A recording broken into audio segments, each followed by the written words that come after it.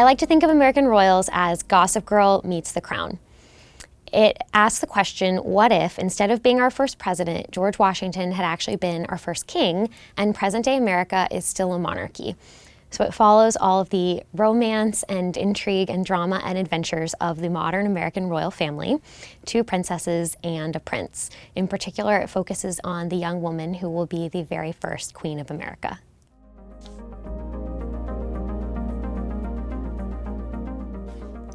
Royal families are so interesting for a couple of reasons. I think the first is that, especially as Americans, when we are children in school, we learn history as a series of stories. So we learn British history in particular as a lot of narratives that are strung together that are really fun and adventurous stories. Henry VIII, who killed multiple wives.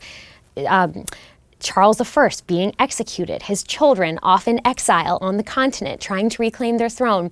There are so many human elements to these stories, and it's really fun as a reader of history to see these family dramas playing out on this ultimate great stage of world history. I also think that royals are really interesting because there is an element of destiny and fate to them.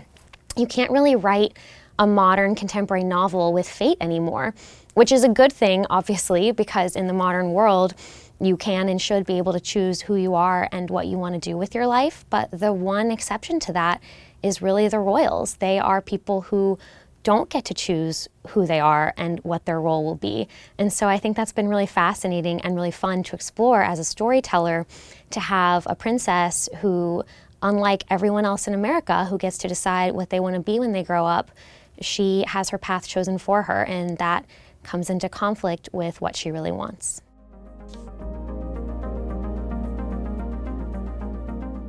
I think the really fun thing about a well-done TV show is that you, as the viewer, see different things that are happening even when the main character is not present. So you're following several different characters at once, and if one character is doing something and you know as a viewer what repercussions it has for all the other 4 main characters, that's where all the fun and tension and excitement of a good TV show comes from. So as a writer and as a storyteller, I love being able to draw story tension and excitement and suspense from having multiple characters who are all doing different things at once, and you as the reader know everything. So you know when one character is up to no good what that's going to mean for the other 3 characters that you're following.